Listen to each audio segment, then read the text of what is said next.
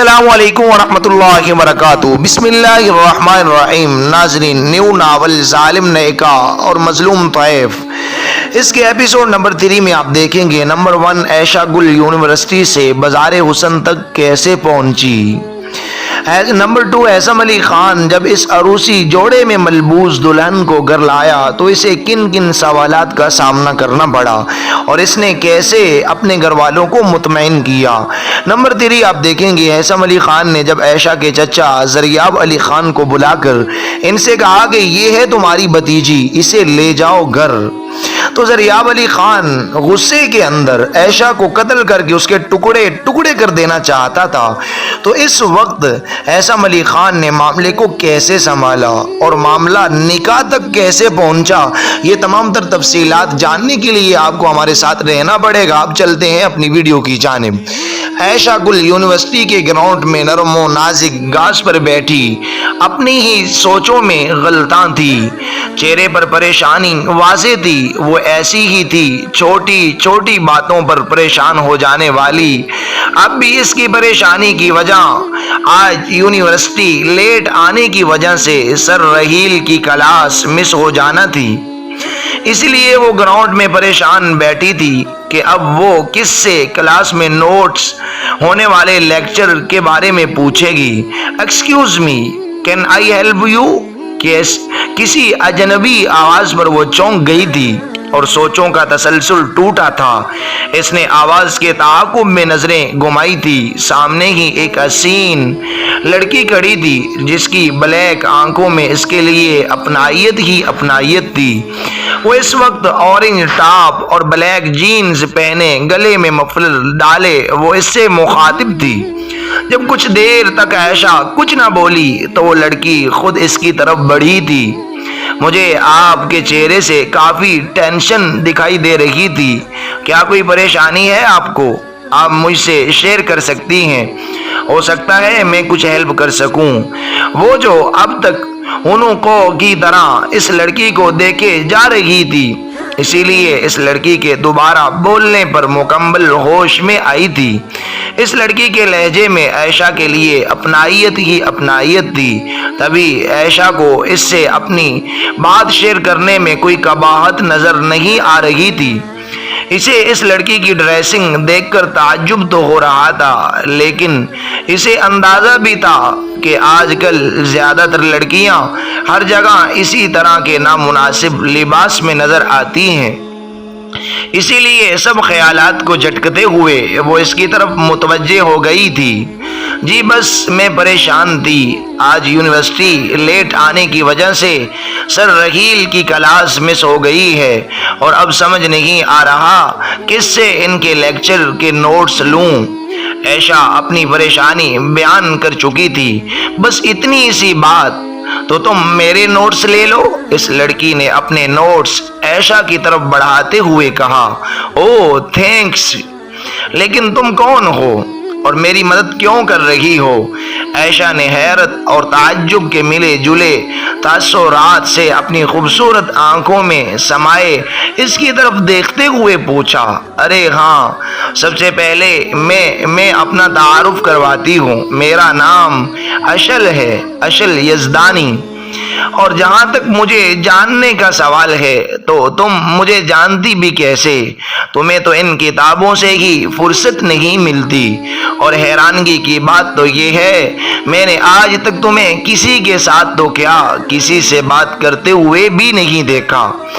اشل نے حیرانگی کا مظاہرہ کرتے ہوئے کہا۔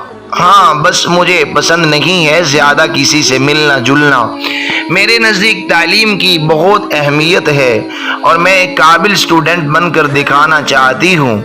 عائشہ نے اپنی کتابوں سے دوستی کی وجہ بتائی تھی۔ وہ ایسی ہی تھی، بے تحاشا دولت اور حسن ہونے کے باوجود اس نے خود اپنی ذات کے لیے چند اصول بنائے ہوئے تھے۔ اس میں پہلا اصول تعلیم کو فوقیت دینا تھا۔ وہ تو کتابوں کی دیوانی تھی۔ او اچھا جی، تو کیا ہم دوست بن سکتے ہیں عائشہ گل؟ اشل نے اس کی طرف ہاتھ بڑھاتے ہوئے کہا۔ ہاں، کیوں نہیں، مگر تمہیں میرا نام کیسے پتا ہے؟ عائشہ حیرت سے پوچھے بنا نہیں رہ سکی۔ لڑکی یہ مت بھولو کہ ہم ایک ہی کلاس میں پڑھتے ہیں، تم ضرور ان کتابوں سے عشق کرتی ہو اور ان کو تھام کر دنیا سے بیگانہ ہو جاتی ہو، لیکن میں پوری دنیا کی خبر رکھتی ہوں کہ کون کیا کر رہا ہے۔ اشل نے اس کے بے وقوفانہ سوال پر مسکراتے ہوئے کہا، او، اور اس کے جواب پر عائشہ گم سی ہو گئی تھی حیرانگی میں۔ اچھا، اب میں نوٹس بنا لوں؟ عائشہ نے اشل کی طرف دیکھتے ہوئے سوال کیا۔ ہاں ہاں بنا لو، میں تب تک کنٹین سے کچھ لے کر آتی ہوں، اشل نے کھڑے ہوتے ہوئے کہا، لیکن اس کے چہرے پر موجود معنی خیز تاثرات دیکھ کر عائشہ ٹھٹک کی سی رہ گئی تھی۔ اسے کچھ غلط ہونے کا شدت سے احساس ہوا تھا، مگر اس سے پہلے کہ وہ اشل کے تاثرات سے کچھ اندازہ لگا پاتی، اشل وہاں سے جا چکی تھی اور عائشہ سارے خیالات ذہن سے جھٹکتی ہوئی پھر سے کتابوں میں گم ہو گئی تھی، جو اس کے نزدیک اس کا قیمتی اثاثہ تھی۔ قیمتی چیزوں کی سجاوٹ سے مزین آنکھوں کو خیرہ کرتا یہ حال اس شان و شوکت سے کھڑی اس حویلی کا تھا جس کی خوبصورتی دیکھ کر لوگ حیران رہ جاتے تھے۔ اس وقت اس حال میں موجود نفوس ایسے ساکت کھڑے تھے کہ انہیں دیکھ کر کسی مورتی کا گمان ہوتا تھا۔ بھائی، یہ لڑکی، اس خاموشی کو توڑنے والا سب سے پہلے زیان ہی تھا۔ باقی روحی اور حازم تو ہیثم کے ساتھ کھڑی اس خوبصورت سی گڑیا جو اس وقت دلہن بنے قیامت ڈا رہی تھی، اس پر ہی نظریں جمائے کھڑے تھے۔ زیان کے سوال پر ان دونوں نے بھی ہیثم کی جانب سوالیہ نظروں سے دیکھا تھا۔ اس سے پہلے کہ ہیثم جواب دیتا، روحی ہمیشہ کی طرح جلد باز اور جذباتی تھی۔ اس کی آواز حال میں گونجی تھی، آپ نے شادی کر لی بھائی، اور ہمیں بتایا بھی نہیں۔ میں نے کتنے خواب دیکھے تھے آپ کی شادی کے حوالے سے، ایسا کیسے کر سکتے ہیں آپ بھائی؟ ٹپ ٹپ آنسو اس کی آنکھوں سے گرنے لگے تھے، جبکہ عازم اور زیان بھی خفا نظروں سے ہیثم کو دیکھ رہے تھے۔ ہیثم کو ان کے سوالات اور روحی کے رونے سے کوفت ہوئی تھی۔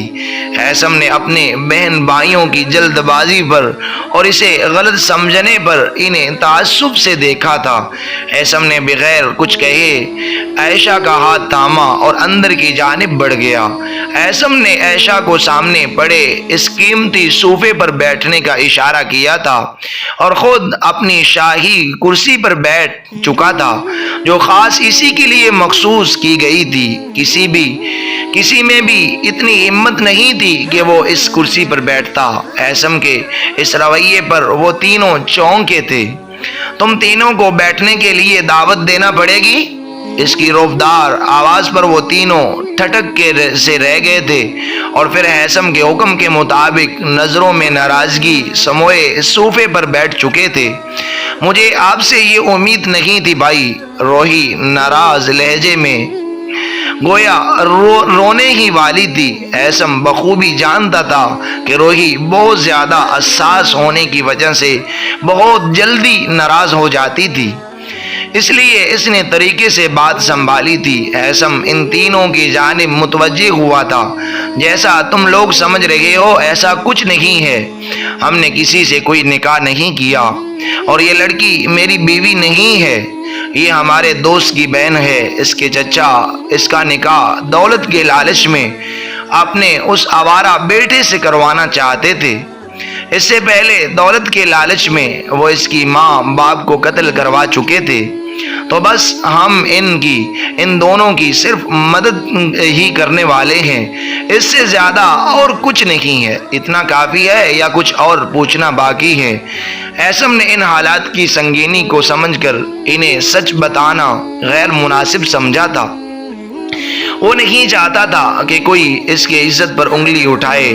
ہیثم نے من گھڑت کہانی سنا کر ان تینوں کی جانب سوالیہ نظروں سے دیکھا تھا، جن کے چہرے پر خفگی کی جگہ شرمندگی پھیلی ہوئی تھی۔ ان میں اتنی بھی سکت نہ تھی کہ وہ نظریں بھی ملا پاتے۔ عائشہ جو کب سے نظریں جھکائے خاموش مورت بنی سب کو دکھائی دے رہی تھی، اس نے معصومیت سے نظریں اٹھا کر باری باری چاروں کو دیکھا تھا جو ایک دوسرے سے ہی نظریں نہ ملا پا رہے تھے۔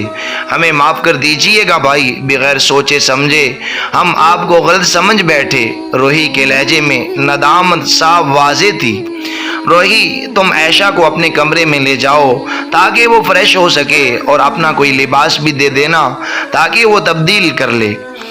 عائشہ کل صبح تیار رہیے گا، ہم آپ کو آپ کے گھر چھوڑ آئیں گے۔ ہیثم بغیر کوئی جواب دیے عائشہ کو حکم دیتا لمبے لمبے ڈگ برتا وہاں سے نکلتا چلا گیا۔ عائشہ اس طرح بغیر کچھ کہے جانے پر اب تک اس جانب دیکھ رہی تھی جہاں سے وہ ابھی نکل کر گیا تھا۔ ہیثم کے جاتے ہی وہ تینوں اپنی جنون والی لائف میں لوٹ گئے تھے۔ سنیے، آپ فکر نہ کریں، بھائی ٹھیک ہو جائیں گے کچھ دیر میں، وہ ہم سے زیادہ دیر تک خفا نہیں رہ سکتے۔ اس کی آنکھوں میں پریشانی دیکھ کر زیان نے متفکر لہجے میں کہا تھا۔ جی، عائشہ نے مختصر جواب دیا تھا۔ ویسے اگر آپ مائنڈ نہ کریں تو کیا ہم آپ کا نام جاننے کا شرف حاصل کر سکتے ہیں؟ اب کی بار بولنے والا حازم تھا۔ صدا کا شرارتی، جی وہ میرا نام عائشہ گل ہے، عائشہ نے دھیمی آواز میں کہا۔ مجھے لگتا تھا آپ کا نام اسی طرح کا ہوگا، آپ لگتی بھی تو بہت پھولوں جیسی خوبصورت ہیں نا، آپ کو تو دیکھ کر میں ویسے ہی دنگ رہ گیا تھا۔ کتنے عرصے بعد کوئی حسین لڑکی دیکھی ہے میں نے، ورنہ اس چڑیل کو دیکھ کر تو میری آنکھیں تک چکی تھی۔ حازم نے بھرپور ایکٹنگ کرتے ہوئے کہا، لیکن آخر میں روحی کو چڑھانا نہیں بھولا تھا۔ روحی نے اس کی بات کو نظر انداز کرتے ہوئے عائشہ کو اپنے ساتھ چلنے کا اشارہ کیا تھا، تو وہ بھی سر اس بات میں ہلا کر اس کے پیچھے چلنے لگی۔ حازم کو لگا آج وہ سچ میں بے ہوش ہونے والا ہے۔ آج روحی نے اس پر کوئی جوابی کارروائی نہیں کی تھی، لیکن یہ اس کی غلط فہمی تھی۔ ایسا کیسے ہو سکتا تھا کہ روحی اپنے اوپر ہونے والے وار کا بدلہ نہ لے؟ اس بات کا اندازہ اسے تب ہوا جب روحی نے جاتے جاتے اس پر ٹیبل پر موجود پانی سے بھرا جگ خالی کیا تھا، چونکہ وہ اس کارروائی کے لیے تیار نہیں تھا۔ پانی اس کے ناک سے ہوتے ہوئے حلق میں لگا تھا اور اب کھانس کھانس کر اس کا برا حال تھا۔ آنکھیں سرخ ہو چکی تھی اور آنسو بہہ نکلے تھے۔ روحی موقع کا فائدہ اٹھاتی عائشہ کو ساتھ لے کر 1 منٹ سے پہلے وہاں سے فرار ہو چکی تھی۔ پوری حویلی میں اس وقت موت کی سی خاموشی طاری تھی۔ حویلی کے مردان خانے میں آمنے سامنے پڑے 2 صوفوں پر بیٹھی 2 بااثر شخصیات میں اس وقت بری طرح ٹھنی ہوئی تھی۔ دونوں اپنی ضد، انا، اکڑ اور غرور میں ڈوبے آج ایک مظلوم کی زندگی کا فیصلہ کرنے بیٹھے ہوئے تھے، اور جس مظلوم کی زندگی کے بارے میں آج فیصلہ ہونا تھا وہ کالی چادر میں مضبوطی سے اپنی نازک وجود کو چھپائے ایک طرف کونے میں خاموشی سے کھڑی تھی۔ یہ لڑکی آج بھی اتنی ہی پاکیزہ ہے زریاب حسین خان جتنی پہلے دن تھی۔ یہ تمہاری بھتیجی ہے اور تمہارے لاڈلے بیٹے کی منگیتر ہے، اس لیے تمہیں اسے قبول کرنا پڑے گا اور اس کی شادی اپنے بیٹے سے کرنی پڑے گی۔ کونے میں کھڑے اس وجود کے بائیں طرف بیٹھا ہوا شاندار سا شخص اپنی باری سیر انگیز آواز میں بولا تھا۔ اس کی عمر تقریباً 28 سے 29 سال کے قریب تھی، اور وہ اس وقت کالے رنگ کے شلوار کرتے میں خوبصورت سے کریم کلر کی مردانہ شال ایک کندھے پر ڈالے ہوا تھا۔ اس کے بالکل پیچھے اس کے 4 بدیسی سیاہ فام باڈی گارڈز اس کی حفاظت کے لیے بالکل الرٹ کھڑے تھے، جبکہ ان کا مالک اپنی دائیں ٹانگ کو بائیں ٹانگ پر رکھے شان بے نیازی سے اپنی خوبصورت نیلی سیر انگیز آنکھوں سے اپنے سامنے بیٹھے زریاب حسین خان کو تولتی نظروں سے دیکھ رہا تھا۔ یہ لڑکی میرے بیٹے کی منگیتر تھی مگر اب نہیں ہے۔ میں اسے اپنے گھر میں رکھنا تو دور کی بات ہے، اس کا سایہ بھی برداشت نہیں کر سکتا۔ تم شادی کی بات کرتے ہو، میں اس کے ٹکڑے کروا کر کتوں کے آگے تو ڈال سکتا ہوں مگر اسے قبول نہیں کر سکتا۔ یہ میرے خاندان کے لیے بدنما داغ ہے، اس لیے بہتر ہوگا کہ تم بیچ سے ہٹ جاؤ۔ ایسم اسماعیل خان دائیں طرف والے صوفے پر بیٹھا فرعون صفت شخص تکبر سے بولا۔ اس کی عمر تقریباً 60 کے قریب تھی۔ وہ سر پر خاندانی دستار پہنے، کریم کلر کے کرتا شلوار میں ملبوس، اپنی بڑی بڑی مونچھوں پر ہاتھ پھیرتا ہوا شدید طیش میں بولا تھا۔ اس کی وحشت بری آنکھیں اس وقت غصے کی شدت سے مزید سرخ ہو رہی تھی۔ اگر اسے اپنے سر پر لٹکتی ایسم اسماعیل خان کے نام کی تلوار دکھائی نہیں دے رہی ہوتی تو وہ کب کا واقعی اس لڑکی کو کاٹ کر کتوں کے آگے ڈال چکا ہوتا، مگر ہم گواہی دیتے ہیں کہ یہ لڑکی بالکل بے قصور ہے زریاب خان، اور ہمارے سامنے اتنی بڑی بڑی باتیں کرنے سے پہلے اپنے بارے میں بھی ایک بار ٹھنڈے دماغ سے سوچ لو، کیونکہ ایسم خان کے فیصلے ہمیشہ کی طرح بے لچک ہوتے ہیں۔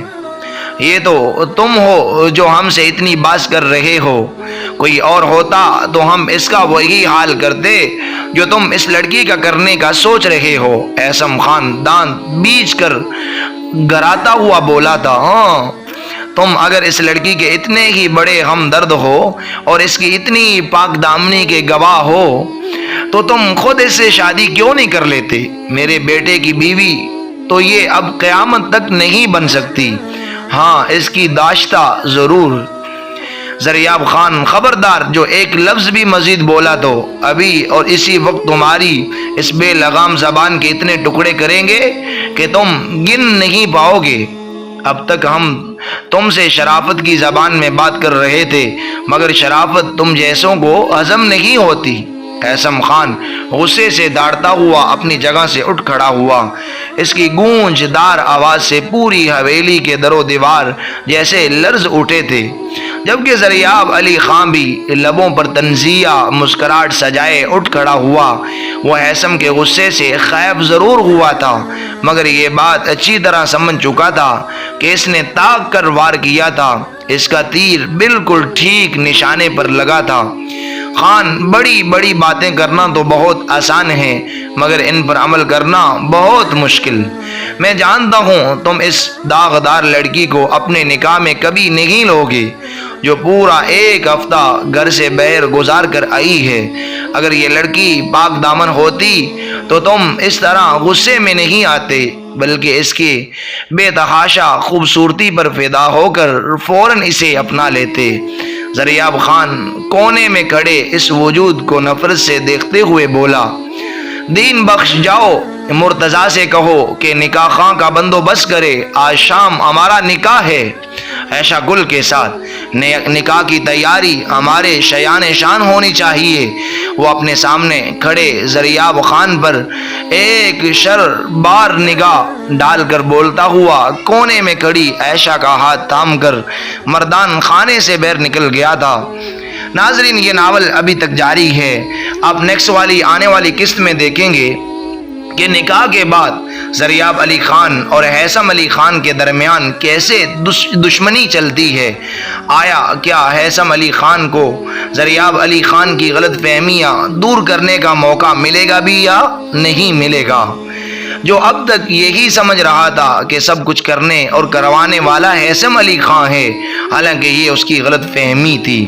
یہ سب تمام تر تفصیلات جاننے کے لیے آپ کو ہمارا ویٹ کرنا پڑے گا نیکسٹ ایپیسوڈ تک۔ تو ناظرین، میں امید کرتا ہوں کہ آپ کو یہ ناول بہت زیادہ پسند آیا ہوگا۔ اگر آپ یہ چاہتے ہیں کہ نیکسٹ والا ایپیسوڈ جلد از جلد اپلوڈ کیا جائے تو پلیز ہمارے چینل کو سبسکرائب کیجئے، ہماری ویڈیو کو لائک اور شیئر کیجئے اور کمنٹس باکس میں اپنی رائے کا اظہار ضرور کیجئے گا۔ اب ہمیں اجازت دیجئے گا، جزاکم اللہ خیر۔